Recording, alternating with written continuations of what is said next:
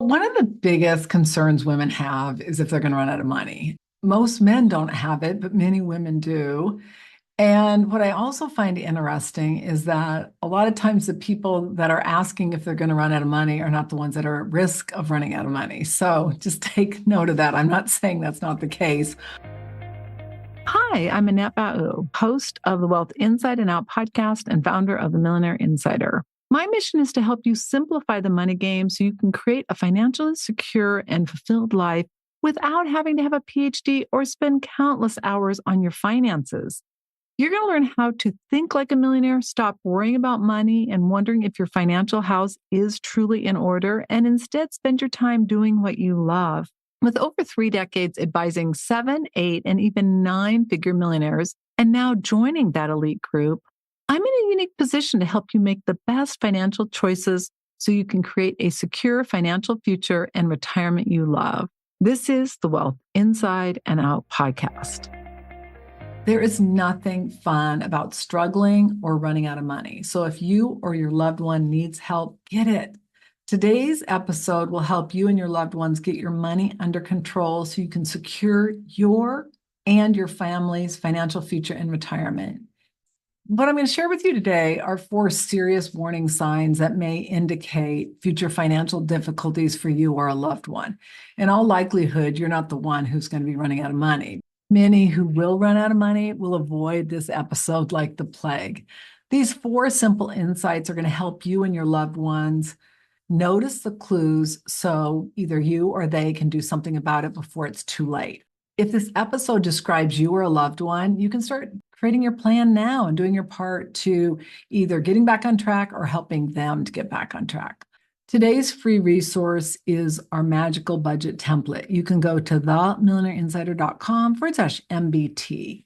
Years ago, I continued to see both wealthy people and broke people struggle with their cash flow management. So I decided to develop a budget that could work for anyone, and it does. It literally works wonders. Thousands of people have downloaded this budget and have used it very effectively. It's going to help you break out wants and needs so that you can really get your cash flow under control, and it works wonders. Again, you can access it at themillionaireinsider.com/MBT. For today's show notes, you can go to themillionaireinsider.com/96. All materials and intellectual property are copywritten by themillionaireseries.com. This information is for educational purposes only. It is not intended to replace any advisor or specialist or to provide any investment, financial, tax, retirement planning, or healthcare advice. All international copyrights are reserved. So let's dive in. Number 1, you're not saving or you're not saving enough. Now, I recommend that you start with 10%, increase that to 20%, and then get it to 50%. I mean, that's ideal. Now, ideally, the more you can do, the better. I save literally all of my income. And I take my income out typically twice a year. And so I'm fortunate in that sense, but we've created income streams so I can do that. That's not going to happen overnight. And I just want to really reiterate it. It takes time to create a plan so you can do that. But by just starting where you are, even if it's 5%, then increase it to 10%. I was saving about maybe 15% when I had a client that was saving 50%. I said, that's crazy. How can anyone do it? And then I saw them doing 50%. I'm like, wow, if they can do it, I can do it. And that's where I want you to get. A common scenario is that you have no emergency reserve or financial buffer. This can happen to people who make a lot of money. In fact, it's amazing people who make a lot of money, how they overspend. It's just interesting. They get in the habit of every time they get a raise or a bonus, they're spending it. And it just becomes a habit, a hardwired neural pathway, and it can wreak havoc on finances. Now, most financial experts recommend that you save between 3 to 12 months of living expenses for your emergency reserve.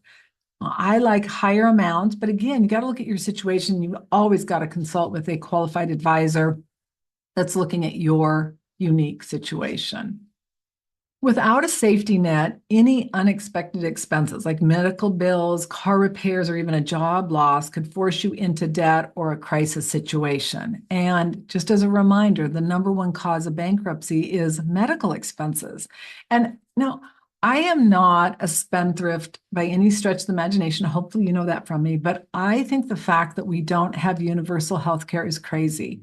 And the reason I think it's crazy is because I think if they started to, make healthcare easier to get, they made it more affordable, they did some things, put some things in line that could really help people, I just think it would be a win-win-win. And I just am flabbergasted that we don't have it in our country. So, I know some people, it becomes very political. I don't think it should be. I think people should have a right to having good medical care. And, I would love to see more educational programs on eating healthier, exercise, all those things. But I think if we all came together and did our part, we could help a lot of people avoid bankruptcy because of medical expenses. All right, number 2, you're spending more money than you earn. Now, this may mean you're taking money from your emergency reserve to pay for expenses or possibly from your personal or retirement accounts. If you need more money, you've got to get a part-time job or a side hustle. You've got to do something. You've got to start thinking about what you're going to do before you actually quit working completely. Like, you may not work at your job any longer. You say, okay, I don't want that stress, but you can have something before you fully retire. I think that's really smart. Sometimes our pride takes over and we're more concerned about looking wealthy than actually being wealthy. So don't let that be you. You should be monitoring your cash flow monthly to make sure you have adequate cash on hand and that you're saving enough to hit your retirement goals. And you need to know what those goals are. Ideally, you're working with an advisor. If you don't have an advisor or you need help, you can go to themillionaireinsider.com/SR for support-request. There you can ask questions and get support. Now, this may include using credit cards to cover basic necessities like groceries or utilities. And then what happens is you can't afford to pay those credit cards off. Or you might be making the minimum payments on your credit cards. This creates a dangerous debt spiral where you're paying high interest rates on everyday items while your overall debt is growing because you can't get ahead of it. Number 3, your debt to income ratio is increasing. So if your interest on your debt is increasing, it's a problem. If an increasing percentage of your monthly income is going towards debt payments, meaning credit cards, loans, or mortgages, you're going to have less flexibility to save or invest money or to handle emergencies. A debt to income ratio above, I think, 30, a lot of experts say 40, is very concerning. So just pay attention to that. You want to be paying attention to how much income you have and how much debt you have. And you don't want your debt to be outpacing your income. It's just not heading down a great path. My entire life has been dedicated to really researching what successful people do differently than others. After advising people for over 35 years, I have some insight on that, not only from a standpoint of not running out of money, but more importantly, about accumulating wealth so you don't have to ever worry about running out of money. In my book, The 7 Principles of Becoming a Fulfilled and Wealthy Millionaire, I provide my 35 years of research. It contains 7 of the most critical principles you need to achieve your goals and dreams. You can access it at themillionaireinsider.com/7P-15 VIP. If you're ready to stop thinking about achieving your financial success or worrying about running out of money and want to start creating a plan, this book is a great next step. It provides you the step-by-step guide to get on the fast track to creating not only wealth, but also a fulfilled life. You can access it at themillionaireinsider.com/7P-15 VIP, and you get a discount with that link. So number 4, you or a loved one makes excuses for your spending. And you just kind of hope that it's going to miraculously change, kind of like marrying Prince Charming or winning the lottery. But just like an alcoholic who will say the reason they drink is because it's all about the social aspects, or the person who eats says, I'm going to start that gym tomorrow, or I'm going to get my eating under control at some point, or I'm going to start working out, but it never happens. The key, my friends, is you've got to take ownership. Taking ownership as far as the actions you're taking and what you're doing is the key. And I know some of you have had challenging lives. And I mean, growing up, my life was, oh, it was terrible. I had a horrible childhood. It's taken me years to recover from that trauma. So I get it. That said, my life didn't start changing and I didn't really start being able to accumulate wealth and really make leaps and bounds towards my financial goals until I really started taking ownership and accountability and responsibility. And it's not to beat yourself up, because believe me, I'm the best at that, but it's really the fact of, looking at where you are, looking at what you want to accomplish, and then taking action and not letting the other stuff distract you. I was just listening to a Facebook Live recently, and I don't know what happened, but you always hear all these things. I'm like, I'm never like on the inside scoop. I have no idea. But the bottom line was this person was so distracted by what someone else had said or did. Now, obviously, if it's somebody in your close circle and there's some issue you need to resolve, go resolve it. But this was someone that probably didn't even matter to them. And probably in a week from now, they won't even remember them, but they were just going on and on about it. We've got to conserve our energy and we've got to stay focused. And it's so easy in today's hyper society of silver bullets and 100,000 messages a day to get distracted. And so not only do we have to make sure we take ownership and are accountable and that we're not making excuses, but we also have to conserve our energy and stay laser focused on where we're going, because there's destination where our goals are and there's destination nowhere. And unfortunately, a lot of people end up there. They don't make the daily choices they need to make to get where they want to go. They don't take ownership or accountability, and they have excuses.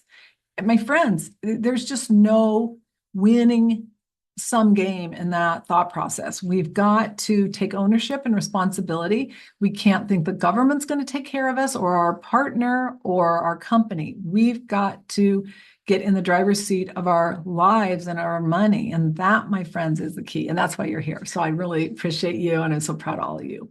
So there you have it. So let's recap on 4 signs you may run out of money. Number 1, you're not saving or you're not saving enough. If you're saving less than really 25% of your money, you've got to increase it. Now, again, don't beat yourself up. If you're saving any amount, that's better than none. But if it's 5, you got to get to 10. 10, you got to get to 15. 15, you got to get to 20. And just do what you can until you get to that magical number of, 50%. And I know a lot of you think that's not possible. I did too, until I saw clients doing it. I'm like, if they can do it, I can do it. If I can do it, you can do it. You're spending more money than you earn. If each month you are operating in the red, meaning you're overspending, you got to get under control.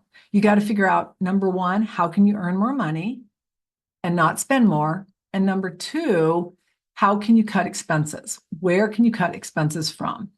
And I mean, we are constantly watching our budget. In fact, I think the biggest stress in my life, probably my husband's just because he hears me concerned about it, is cash flow. I'm always concerned about it because, we own a lot of properties. We have insurance, we have taxes, a lot of expenses. And with a lot of wealth comes a lot of responsibility. So I'm always very concerned about cash flow. You should be too, regardless of where you are. And you should make sure that you are earning more money than you're spending. All right, number 3, your debt to income ratio is increasing. This basically means that the amount of debt you have is growing, the interest you're paying on is growing as compared to your income. If your debt and interest are increasing and you're not paying off your debt or paying it off fast enough, or you're not growing your savings or investing, you got to make a change, because what ends up happening is those debt payments keep getting higher. And because they're higher and you're having to put more of your income in to pay those off, you have less money to save or invest. That's not a good scenario. In fact, it's not even a neutral sum game. It is a negative sum game. That's how you end up in bankruptcy. And it happens to a lot of people who have money. So don't let that be you. All right, number 4, you or a loved one makes excuses for your spending. Just like any addiction, there is the addict and there's the enabler. Overspending is a problem if you are the addict or you're the enabler. And sometimes it's partners, sometimes it is parents, sometimes it can be even siblings. But someone is allowing someone to take the action. A lot of times it's parents because they feel guilty, like they didn't do enough for their kids, or their kids tell them, they weren't a great parent, or whatever it may be. And so then what ends up happening is the parent feels that they have a need to give money to the child, or vice versa. Sometimes it's the opposite way. The parents are like, you don't do enough for me. And so then the person is giving their parents money. You just got to look at the scenario, and you got to make sure that you are not the addict and you're not the enabler, because neither are ideal. We know this from Alcoholics Anonymous, right? There's a reason there's Al-Anon, is because a lot of times the problem is not the alcoholic, but the enabler. I heard a story early in my career when I was getting my emphasis in psychology when I was at the university. And this woman went to a psychologist and she said, you got to help me. I'm married to an alcoholic. He gets really drunk. He gets up on tables. He starts dancing, taking off his clothes. You got to help me. And he goes, when do you want to start counseling? She goes, well, what do you mean? It's my husband. He goes, he's acting like a normal drunk. What I'm concerned about is your behavior. The fact that you are saying and you're putting up with that, you're tolerating that, you're not doing anything about it. That's what we got to work on. My friends, it's the same thing when it comes to money or when it comes to any addiction. So not to beat yourself up, but if you do have a problem, either because you're enabling or because you are the addict, just get help. The sooner you do, the better. And, just like weighing your ideal weight or being in a great relationship, all those things require focus. They require commitment, just like achieving your financial goals. So I encourage you to make you a priority, make your financial future a priority. You will be so glad you did. And if it's your kids or loved ones, you'll be even more glad because they won't be coming to you when you're in retirement asking you for money. If you love the content of this podcast, please follow and subscribe to our channel so you get notified of episodes, and also give us a 5-star review and share a comment. We really appreciate it. Congratulations on taking another step to create a financially free life you love. If you're not sure about your financial future or that it's in order, or you are ready to stop worrying about money, or possibly the fear of becoming a bag lady, ending up broke in retirement, or you simply are ready to know your financial house is in order so you can have a bright financial future, please go to themillionaireinsider.com/NSF. And that doesn't stand for non-sufficient funds. It stands for Next Step Finance. It's the next best step of what you need to do so you can avoid an NSF notice in your future. Again, themillionaireinsider.com/NSF. The number of women who were not broke or poor while working or married is staggering. The entire mission of the Wealth Inside and Out podcast is to ensure you have the information for you, your family, your friends, anyone who's willing to listen to it and apply it so that you can create a financially free life you love. Again, themillionaireinsider.com/NSF. Until our next episode, take one action that will help you create a financially free life you love. I'm Annette Ba'u, your host. All international copyrights are reserved. Bye for now.